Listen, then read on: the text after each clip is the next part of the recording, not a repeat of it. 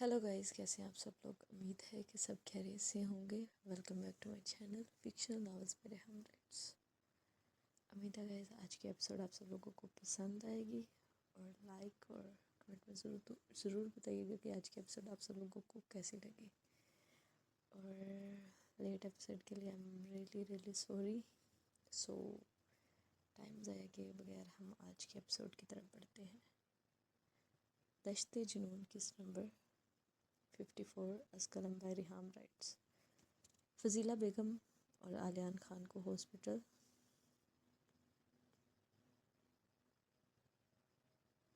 से लाकर उनके कमरों में शिफ्ट कर दिया गया था। डॉक्टर ने आलियान खान को छुट्टी नहीं दी थी, लेकिन उनके बेहद इसरार पर उनको घर भेज दिया गया था। अरशमान फजीला बेगम के पास बैठा उनसे शिकायत कर रहा था कि उन्होंने इतनी बड़ी बात सबसे क्यों छुपाई। फजर भी काफ़ी देर उनके पास बैठी रही थी, लेकिन उसकी तबीयत के मद्देनज़र निगहत बेगम उसको ले गई थी ताकि वो रेस्ट कर सके। अरशमान और फजीला बेगम अभी मुहे गुफ्तगू थे कि जब दरवाज़ा खोलकर मिनाल अंदर दाखिल हुई थी। अम्मा, मिनाल की आवाज़ पर अरशमान और फजीला बेगम ने एक साथ उसे देखा था। फजीला बेगम की हालत देख कर मिनाल के आंसुओं में रवानी आई थी। फजीला बेगम ने दोनों बाजू फैलाकर उसे अपने पास बुलाया था। अम्मा, मिनाल रोती भाग कर उनकी बाहों में समा गई थी। उसके पीछे विशाल शाह अंदर दाखिल हुआ था। पहले तो वो गेट से ही वापस जाने लगा था, लेकिन काजम शाह दरवाजे के पास ही खड़े फ़ोन कॉल सुन रहे थे, तो उन्होंने उसे ज़बरदस्ती अंदर बुलाया था। अस्सलाम वालेकुम। अरशमान को भी वहीं बैठे देख विशाल शाह ने एहसान जताने वाले अंदाज में सलाम झड़ा था। अरशमान खान की आंखें सुर्ख हुई थी उसे देखकर, लेकिन वो जब्त करता उससे बगल गिर हुआ था। मिनाल तो माँ से लिपटी रोते ही जा रही थी। वो तो इस तरह से चिमटी थी कि उनको हिलने भी नहीं दे रही थी। इसलिए उन्होंने विशाल के सलाम का जवाब देते उसे बैठने का इशारा किया था। नहीं चाची जान, अब आप ठीक हैं ना? विशाल शाह ने खड़े खड़े ही उनकी तबीयत के बारे में इस्तफसार किया था। हाँ बेटा, मैं अब ठीक हूँ। बैठो, तुम चाय पीकर ही जाना, फजीला बेगम ने मोहब्बत से कहते दोबारा उसे बैठने का इशारा किया था, जिस पर विशाल शाह ने अरशमान की तरफ देखा था। विशाल शाह की नज़रें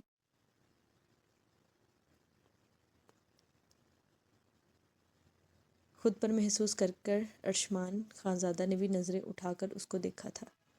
ओके आनी, आप बात करें, मैं चलता हूँ और किसी के हाथ चाय भिजवा देता हूँ। अरशमान एक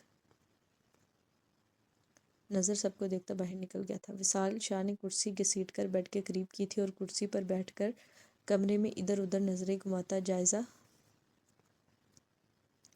लेने लगा था। अम्मा, आपने मुझे क्यों नहीं बताया? मिनाल माँ के गले लगी रूहानी आवाज़ में बोली थी।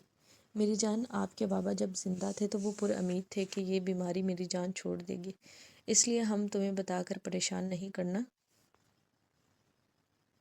चाहते थे। मैं ठीक हूँ, तुम परेशान मत हो, फजीला बेगम ने मिनाल के बिखरे बाल समेटते मोहब्बत से उसका माथा चूमते कहा था। तो आप बाद में तो मुझे बता ही सकती थी। बाबा तो बेवफा निकले, मुझे और आपको इस बड़ी दुनिया में अकेला छोड़कर चले गए। अब आप भी। मिनाल कहते कहते फिर से फूट फूट कर रोना शुरू हो गई थी। ये अल्फाज कहते हुए भी उसको तकलीफ़ हो रही थी। रोते रोते उसने अपना पाँव ऊपर की तरफ खींचा था, जब ज़ख्मी पाँव कंबल से टकराने की वजह से पाँव में शदीद दर्द उठा था, जिस पर वो कराहते हुए और सख्ती से माँ के सीने में समाई थी। क्या हुआ मेरी जान? उसको सिसकते देख फजीला बेगम ने तड़पते हुए पूछा था। जैसे ही फजीला की नज़र उसके ज़ख्मी पाँव पर पड़ी थी तो वो तड़प ही उठी थी। अपनी बेटी के पाँव की हालत को देखकर मेरी जान, तुमने कोई मरहम क्यों नहीं लगाई ज़ख्म पर? फजीला बेगम منال کے جسم کو اوپر کی طرف کھینچتے بولی تھی، اماں مرہم تو کسی زخم پر بھی نہیں لگی تھی اور آپ نے ایک اور زخم دے دیا۔ منال نے درد سے نڈال ہوتے شکوہ کیا تھا، جس پر فضیلہ بیگم نے بے بسی سے اسے دیکھا تھا۔ وصال بیٹا یہ دراز اوپن کرو، اس میں اونٹمنٹ ہے، وہ نکالنا ذرا۔ وصال شاہ جو نہوکوں کی طرح چاروں طرف دیکھ رہا تھا، فضیلہ بیگم کی پکار پر ناسمجھی سے ان کو دیکھا تھا۔ بیٹا اونٹمنٹ نکالنا دراز سے منال کے پاؤں پر لگانے کے لیے۔ وصال اٹھتا دراز سے اونٹمنٹ نکال کر منال کے پاؤں کے قریب بیٹھا تھا۔ منال ہر گلا شکوہ بلا کر ماں کی گود میں سر دیے اداسی سے لیٹی تھی۔ ساری شکایتیں اور گلے پتہ نہیں کہاں جا کر سو گئے تھے، اب تو صرف دل میں ماں سے بچھڑنے کا غم ہی اسے کھائے جا رہا تھا۔ فضیلہ بیگم نے وصال سے اونٹمنٹ لینا چاہا تھا، جب وصال نے منع کرتے خود ہی لگانا شروع کر دی تھی۔ ایک دم سرکن پڑنے پر منال سمٹ کر ماں سے لپٹی تھی۔ احان جو ملازمہ کے ساتھ چائے کا سامان لے کر اندر داخل ہوا تھا، سامنے کا منظر دیکھ کر اس کا منہ غصے سے سرخ ہوا تھا۔ احان نے ملازمہ کو چائے ٹیبل پر رکھنے کا اشارہ کیا تھا اور خود جلدی سے آگے بڑھتے وصال شاہ کے ہاتھ سے اونٹمنٹ چھین لی تھی، جبکہ وصال نے اس اچانک آفات پر نظریں اٹھاتے سوالیہ نظروں سے احان کو دیکھا تھا۔ میں لگا دوں گا، تم چائے پیو۔ وصال شاہ اور احان باہر مل چکے تھے۔ احان کی بات پر وصال شاہ کندھے اچکاتے لاپرواہی سے اسے دیکھ کر رہ گیا تھا۔ احان کی آواز پر منال نے چونک کر سر اٹھایا تھا۔ وصال کو اپنے قدموں میں اور احان کو سر پر کھڑے دیکھ حیران ہوئی تھی۔ وصال کا اونٹمنٹ لگانا اسے بھی اچھا نہیں لگا تھا، لیکن احان کو دیکھ کر وہ نفرت سے نظریں پھیر گئی تھی۔ اس کے نظریں پھیرنے پر احان کے گلے میں گلٹی ابھر کر مدھم ہوئی تھی۔ وصال فضیلہ بیگم کے واش روم میں گیا تھا۔ جب احان اس کی جگہ پر بیٹھتا اونٹمنٹ لگانے ہی لگا تھا، جب منال نے اپنے پاؤں کھینچ لیے تھے۔ اماں مجھے زخم دینے والوں سے مرہم لگوانے کا کوئی شوق نہیں، ان کو بولے چلے جائیں یہاں سے، منال نے بھیگی آنکھوں سے دیکھتے کہا تھا۔ لاؤ بیٹا میں لگا دیتی ہوں، تم بھی کچھ کھا لو، کل سے ایسے ہی گھوم رہے ہو۔ ملازمہ کو چائے کے ساتھ کھانے پینے کی چیزیں رکھتے دیکھ فضیلہ بیگم نے کہا تھا۔ فضیلہ بیگم کی بات پر منال کا دل تو کٹا تھا، لیکن وہ بے حسی سے پڑی رہی، اس نے بھی تو کل سے کچھ نہیں کھایا تھا۔ نہیں یعنی میں ٹھیک ہوں، مجھے لگتا ہے آپ کی طبیعت ٹھیک نہیں ہے، تو آپ کو کسی کا بوجھ نہیں اٹھانا چاہیے اس حالت میں۔ احان نے نفی کرتے منال کے فضیلہ بیگم پر اپنا سارا بوجھ ڈال کر لیٹے دیکھ کر طنز کیا تھا، جس پر فضیلہ بیگم مسکرا دی تھی، جبکہ منال کے تو تن بدن میں آگ لگی تھی۔ اماں بول دو میں آپ کا بوجھ ہوں تو آپ ہی اٹھاؤ گی، کسی کی اتنی اوقات نہیں کہ میرا بوجھ اٹھا سکے۔ منال نے گود سے سر نکالتے ماں کو دیکھتے کہا تھا، جبکہ اس کی اوقات والی بات پر احان کا چہرہ سرخ ہوا تھا۔ اوقات تو بہت ہے، بس تھوڑی ڈھیل دے رکھی ہے، اس لیے زبان ایسے چل رہی ہے، ورنہ بہت اچھے سے پتہ ہے کہ میں زبان قابو کرنے کی بھی اوقات رکھتا ہوں۔ احان منال کی پنڈلیاں سختی سے پکڑتا اپنی گود میں رکھتا اونٹمنٹ لگاتا زمانی انداز میں بولا تھا۔ اس کی زمانی بات اور حق جتاتے ہاتھوں پر منال نے غصے سے گھورا تھا۔ پاؤں چھوڑو میرے، منال نے مزاحمت کرتے بدتمیز لہجے میں کہا تھا، لیکن احان اس پر دھیان دیے بغیر پاؤں پر مرہم لگاتا۔ وصال شاہ واش روم سے نکلا تو ان کو باتوں میں مصروف دیکھ دروازے کی طرف بڑھا تھا، جب فضیلہ بیگم کی نظر پڑی تھی۔ کدھر جا رہے ہو بیٹا، چائے ٹھنڈی ہو رہی ہے۔ نہیں چاچی جان، میں ضروری کام کے لیے جانے لگا تھا، بس منال کی ضد پر اسے چھوڑنے آیا تھا، وصال بے تاثر لہجے میں بولا تھا۔ اس کی بات پر احان نے منال کی طرف دیکھا تھا، جو پہلے ہی اسے غصے سے گھور رہی تھی۔ اوکے خدا حافظ چاچی، میں جا رہا ہوں۔ یہ کہتے وصال شاہ کمرے سے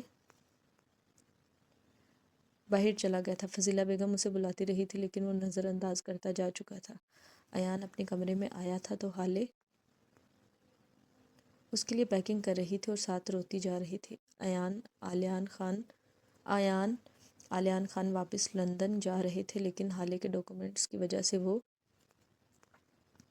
ادھر ہی تھے۔ سب نے بہت اعتراض کیا تھا لیکن آلیان خان کی ضد کے آگے سب نے ہار مانتے انہیں جانے کی اجازت دے دی تھی۔ خانم، ایان نے اس کی طرف بڑھتے اسے پکارا تھا جس پر حالے ناراضگی سے اس کی آواز نظر انداز کرتے بیگ میں کپڑے ٹھونستے جا رہی تھی۔ ایان نے آگے بڑھتے پیچھے سے اسے اپنی باہوں میں لیا تھا۔ جانم، بس 1 مہینے کی بات ہے، جلد ہی تمہیں اپنے پاس بلا لوں گا۔ اگر بابا ضد نہ کرتے تو میں 1 مہینے کے بعد ہی انہیں اور تمہیں ساتھ لے کر جاتا، لیکن اس حالت میں بابا کو اکیلا نہیں چھوڑ سکتا۔ اچھا موڈ خراب نہ کرو، ابھی کل شام کو ہی جا رہے ہیں، ایان نے اس کی گردن پر لب رکھتے کہا تھا جب حالے نے گردن موڑ کر غصے سے اسے دیکھا تھا۔ میری پیاری خانم، اس کی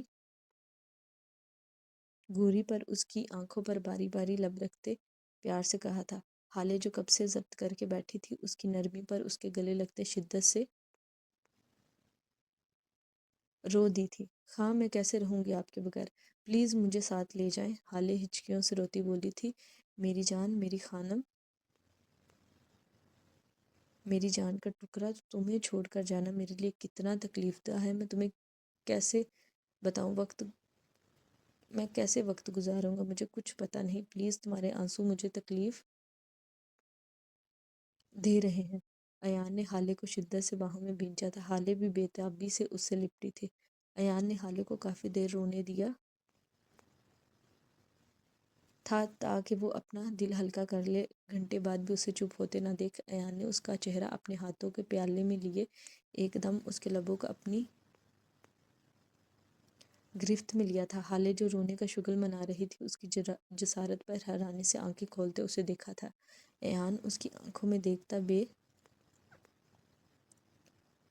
تابی سے اس کے لبوں کو سک کرتے اسے بھی ساتھ دینے کو کہا تھا، جس پر حالے نے ناراضگی سے نظریں پھیری تھی۔ ایان حالے کو بیڈ پر لٹاتا اس کے اوپر آیا تھا۔ اس سے دور جانے کا خیال ہی ایان کو شدت پسند بنا رہا تھا۔ کافی دیر اس کی نازک پنکھڑیوں کے رس کو اپنے حلق میں اتارتا اپنی پیاس بجھانے کی کوشش کر رہا تھا جو آج مٹنے کا نام ہی نہیں لے رہی تھی۔ خان، آئی لو یو، اس کو شدت پسند ہو کر اپنے لبوں پر ظلم کرتے دیکھ حالے نے اس کے گال پر ہاتھ رکھتے اپنے لب آزاد کراتے اس کے کان کے پاس سرگوشی کی تھی، جبکہ اس کے اظہار محبت پر ایان کا دل تیزی سے دھڑکا تھا۔ کیا بولا؟ اس کی جھکی آنکھوں کو دیکھتے ایان نے تھوڑا اوپر ہوتے اس کے چہرے کو اپنی نظروں کے احصار میں لیتے کہا تھا۔ کچھ نہیں، اس کی نظروں کی تپش پر حالے لبوں کو دانتوں میں دباتے کہا تھا۔ ڈونٹ ڈو دس، ایان نے انگوٹھے کی مدد سے اس کے لبوں کو آزاد کرتے سختی سے کہا تھا، جس پر حالے نے شرم سے رخ موڑا تھا۔ مطلب تم اس طرح دوبارہ نہیں بولو گی، لیکن آج مجھے قربت کے دوران تمہاری سسکیوں کے ساتھ ساتھ ہر منٹ بعد اظہار محبت سننا ہے۔ ایان نے ایک دم اس کا رخ اپنی طرف موڑا تھا اور شدت سے کہتا اس کی گردن پر جھکا تھا۔ وہ اس کی گردن پر جھکا شدت سے دانت گاڑ رہا تھا جس پہ حالے کی کراہ نکلی تھی۔ بولو دوبارہ۔ ایان نے قمیض کے اوپر سے ہی اس کی دھڑکنوں پر دانت گاڑے تھے لیکن حالے کراہ برتی آنکھیں بند کر گئی تھی۔ مطلب تم ایسے نہیں مانو گی، ابھی بتاتا ہوں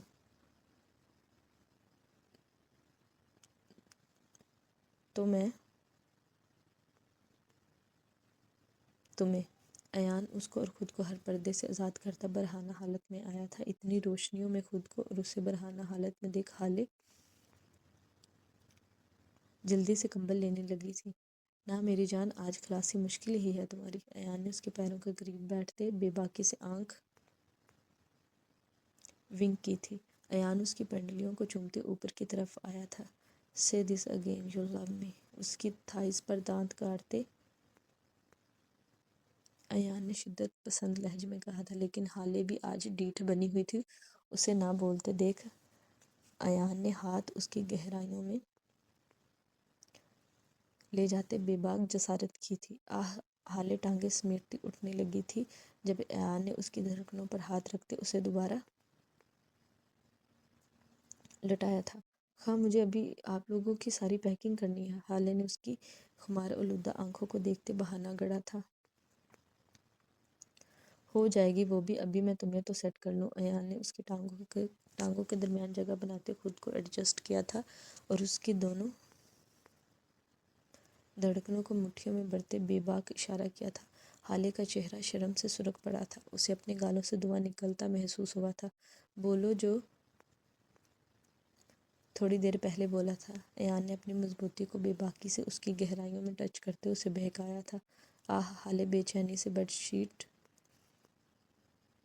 کو مٹھیوں میں جکڑتے اسے محسوس کیا تھا۔ بولو، ایان نے دوبارہ دباؤ ڈالتے کہا تھا۔ حالے نے کمر اٹھاتے نہ میں سر ہلایا۔ اوکے۔ ایان نے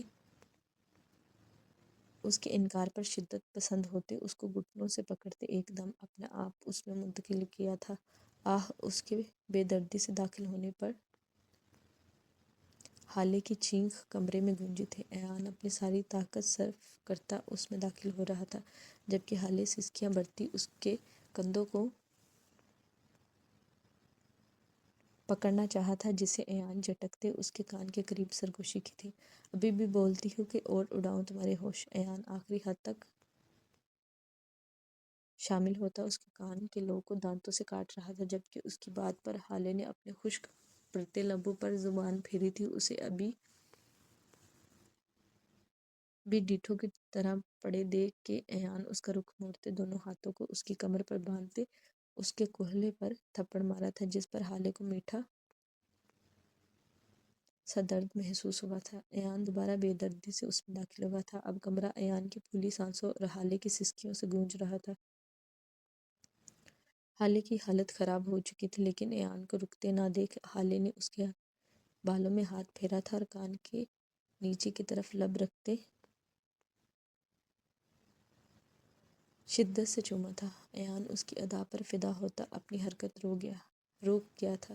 آئی لو یو ایان خانزادہ، حالے اس کی تیز ہوتی دھڑکن سنتے سرگوشی میں کہا تھا۔ ایان کو تو ساری دنیا اپنے گرد گھومتی ہوئی محسوس ہوئی تھی۔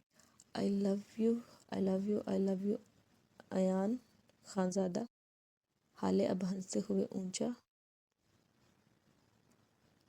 بولی تھی جس پر اس کی ہنسی کی آواز پر ایان ہوش میں آیا تھا۔ آئی لو یو ٹو میری جان ایان خانزادہ کی خانم، اب تو تم گئی۔ ایان بھی ہنستے ہوئے ایک دفعہ پھر اس پر جھکا تھا۔ اب کمرے میں دونوں کی ہنسی اور شدتوں کی آوازیں گونج رہی تھیں۔ وہ دونوں ایک دوسرے میں کھوئی دنیا کو بھول چکے تھے۔ سب رات کا کھانا کھانے کے بعد آلیان خان کے کمرے میں بیٹھے ہوئے تھے سوائے منال کے، باقی سب وہاں موجود تھے۔ ابھی کیسی طبیعت ہے آپ کی؟ فضیلہ بیگم کو دیکھتے آلیان خان کے دل میں درد اٹھا تھا لیکن انہوں نے دل کا درد دبا کر آہستہ سے پوچھا، جی میں ٹھیک ہوں۔ اب آپ کیسا محسوس کر رہے ہیں؟ ہاں میں بھی ٹھیک ہوں، آلیان خان نے ٹھنڈی سانس بھر کے کہا تھا۔ اچھا بابا، ابھی سب یہاں موجود ہیں تو میں ایک بات کرنا چاہتی ہوں۔ فضیلہ بیگم نے سب کو ایک نظر دیکھتے آغا خان کو مخاطب کیا تھا۔ ہاں بولو میرا بچہ، آغا خان نے محبت سے لبریز لہجے میں کہا تھا۔ میں اب شاہ حویلی واپس جانا چاہتی ہوں اور منال اور احان کی شادی اسی ڈیٹ کو ہوگی جو طے ہوئی تھی۔ میں منال سے بات کر چکی ہوں، اس کو کوئی اعتراض نہیں۔ فضیلہ بیگم نے سب کو دیکھتے کہا تھا۔ احان کو تو جیسے زندگی دوبارہ مل گئی ہو، وہ تو حیرانی سے بس فضیلہ بیگم کو دیکھ رہا تھا۔ اب سب خوشی اور پرجوشی سے ایک دوسرے کو دیکھ رہے تھے۔ آلیان خان نے بھی شادی پر آنے کا وعدہ کیا تھا۔ یوں ہی اس حویلی میں دوبارہ خوشیوں کا سماں چھایا تھا۔ اگلی شام ایان اور آلیان خان کے رخصت ہونے کے بعد منال اور فضیلہ بیگم شاہ حویلی جا چکی تھی۔ احان نے بہت کوشش کی تھی منال سے ملنے کی لیکن وہ اسے بری طرح نظر انداز کرتی جا چکی تھی۔ 1.5 ماہ بعد ان دونوں کی شادی کی ڈیٹ طے ہوئی تھی۔ آلیان اور ایان ان کی شادی سے ایک ہفتہ پہلے آنے کا کہہ کر گئے تھے، لیکن اب وقت کیا کھیل کھیلتا ہے کوئی نہیں جانتا۔ ایک ماہ بعد، گل بہار جلدی کرو، تم ابھی تک تیار ہی نہیں ہوا، سب مہندی کے رسم کے لیے باہر تمہارا انتظار کر رہا ہے۔ بہاریں جو سر گھٹنوں میں دیے اداسی سے بیٹھی تھی، ماں کی آواز پر بھی اپنا سر گھٹنوں سے نہیں اٹھایا تھا۔ نہ جانے کیوں اسے بہت بے چینی سی ہو رہی تھی۔ توبہ توبہ لڑکی، تم ہمارا درگت بنواؤ گی اپنے باپ سے، تو ابھی تک تیار ہی نہیں ہوا۔ اماں، میرا دل نہیں کر رہا تیار ہونے کو۔ ہاں، کیوں نہیں آیا ابھی تک؟ انہوں نے تو بولا تھا وہ آ جائیں گے، بہاریں نے سر اٹھاتے بھیگے لہجے میں کہا تھا۔ میری جان کا ٹکڑا، وہ آ جائے گا، تم کیوں اداس ہوتا ہے؟ کہیں پھنس گیا ہوگا؟ آرمی کا جوان ہے، ملک کا محافظ ہے، اس کا بیوی ہو کر تم اتنا چھوٹا دل کیوں کر رہا ہے؟ چلو اٹھو، خود بھی یہ اداسیوں کو دور کرو اور ہمیں بھی پریشان مت کرو۔ اگر تمہارا ابا آ گیا، وہ تو تمہیں روتا دیکھ خود اداس ہو جائے گا۔ پہلے ہی وہ تمہیں رخصت کرنے کی وجہ سے بہت اداس ہے۔ بہارے کی ماں نے اس کے پاس بیٹھتے اسے پیار سے سمجھایا تھا، جس پر بہاریں بے دلی سے اپنا مہندی کا ڈریس اٹھاتے تبدیل کرنے چلی گئی تھی۔ دوسری طرف ارباز خان اپنے ڈیرے پر بیٹھا سگرٹ پر سگرٹ پھونک رہا تھا۔ ابھی تھوڑی دیر پہلے ہی ملازم نے آ کر اسے گل بہارے کی مہندی کی دعوت کے بارے میں بتایا تھا۔ وہاں کا سردار ہوتے اسے خصوصی طور پر دعوت دی گئی تھی، لیکن ارباز ہر چیز سے بے نیاز صوفے کے بازو پر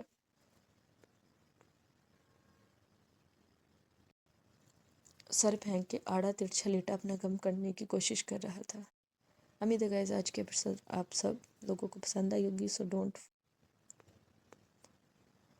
forget to subscribe and like my channel۔ ہنستے رہیں، مسکراتے رہیں۔